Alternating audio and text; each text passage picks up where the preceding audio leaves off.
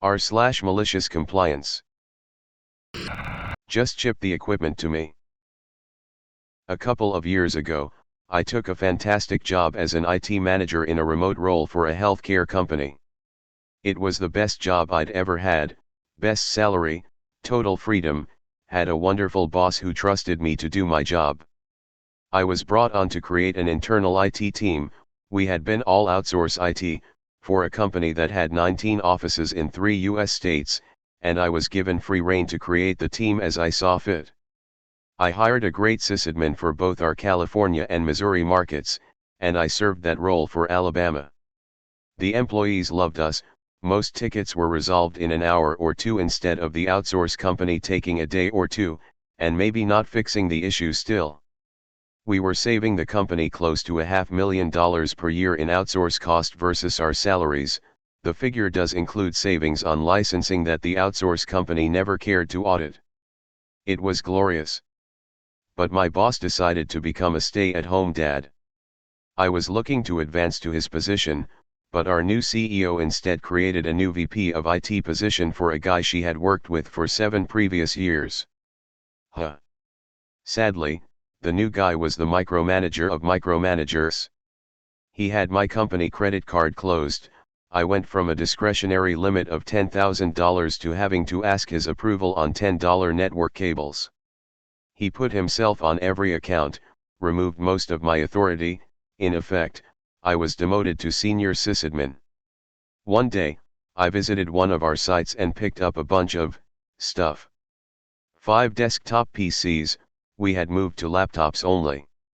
A carton full of keyboards, mice, cables. Weird odds and ends. The idea was that I would take it to one of our other facilities and store it there, save the desktop PCs that I would ship to our outsource partner. Well, I went on vacation, only to come home to discover that the previous Friday had been my last day. I was getting 2 weeks severance and they were eliminating the department entirely. I asked the VP about the equipment. He told me to ship it all to him and he'd dispense of it. Now, I assumed he'd want me to ship it to the outsource company, or at least do so with the PCs, but no. The thing is, the VP lives in Colorado. We have no branches there. The outsource partner is in Missouri. Meaning that no matter what, he'd at least be reshipping those PCs to Missouri. Oh well. I went to FedEx and carted all the crap in. They offered me various methods, but I told them that it was all going on the company's account, to ship it ground, per VP, but to do so in whatever method made them the most money. Friends, they spent well over 3 hours carefully wrapping and padding all of that crap. Charged the company several $100, by my best estimate from previous shipping I had done with them, it was about triple what it should have been. And of course, VP also had to pay to ship those desktops again. But hey, he told me to do it. Company held my severance until they got the equipment, so I guess I satisfied their requirements. Also, screw that guy. He's a thief and I know it, and I even turned him in, but the company did nothing. I got kicked out of a Catholic church by the priest himself for doing what I was told to do. So, a bit of context, I live in Mexico and we practice Catholicism. For those who didn't know, we have these rituals called La Primera Comunión, First Communion, and La Confirmación, Confirmation, which every Catholic has to go through at some point of their lives after several semesters of catecismo, Bible study. Usually people have to first get the First Communion before being able to do the confirmation. If everything goes well, the person would have completed their confirmation at somewhere around 10 years old. The only problem is, I was around 14 and an atheist. At this age I was just coming out to my family, but it's been a while since my doubts. My family wanted me so badly to do the First Communion and were even pressuring me a bit because I was already way behind. I hadn't had my confirmation due to a lot of moving out and other shenanigans, but I refused. They were rather surprised and started trying to convince me on doing it.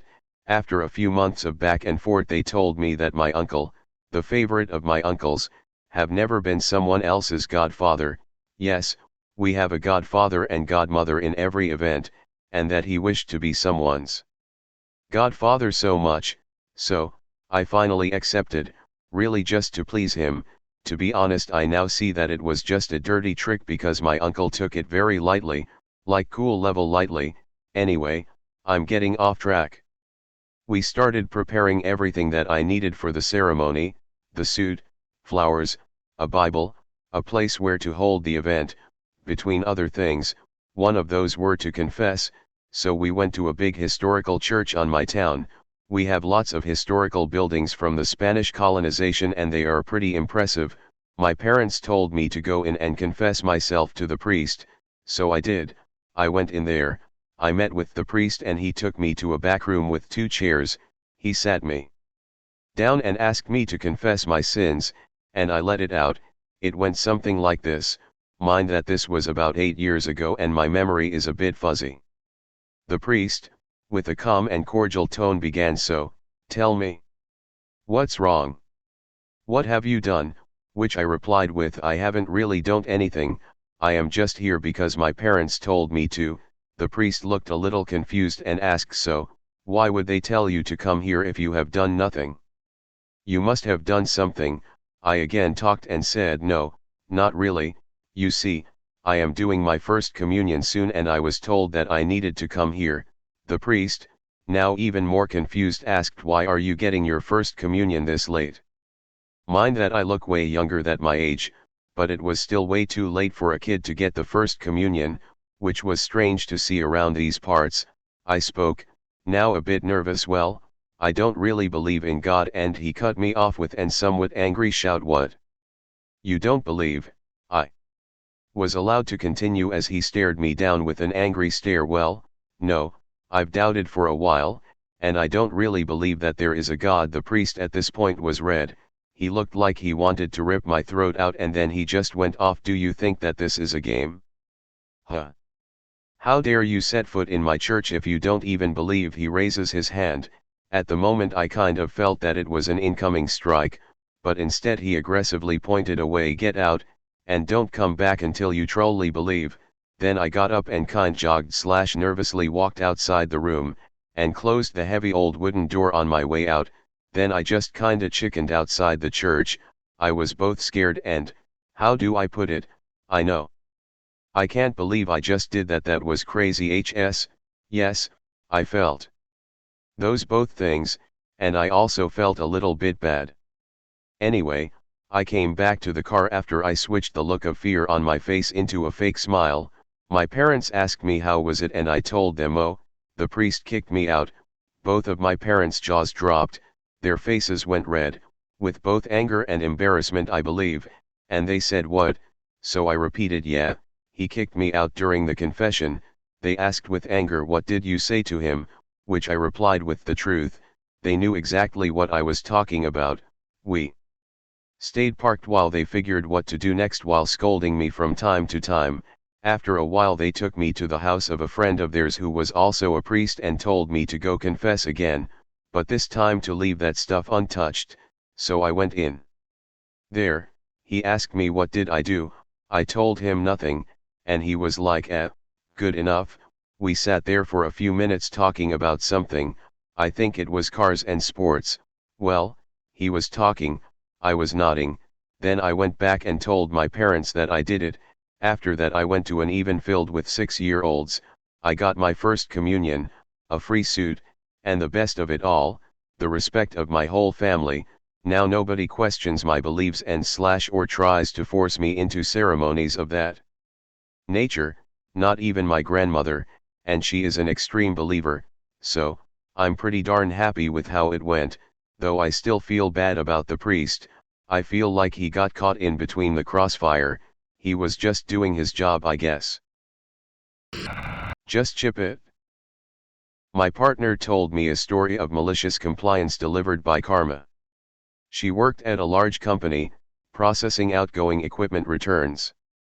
The company used carrier-grade telecom/networking equipment. Occasionally a card in the equipment went bad.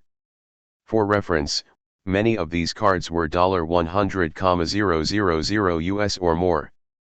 The vendor kept a set of spares on site, so malfunctioning equipment could be repaired quickly. Her job was to ship the bad card back. They had a 5-day return time. After that, there was a fine/restocking fee of 10% of the card's retail value. There were 2 shipment methods, and each had several, expensive, insurance options. Her boss micromanaged his budget and wanted to select the method and insurance each shipment.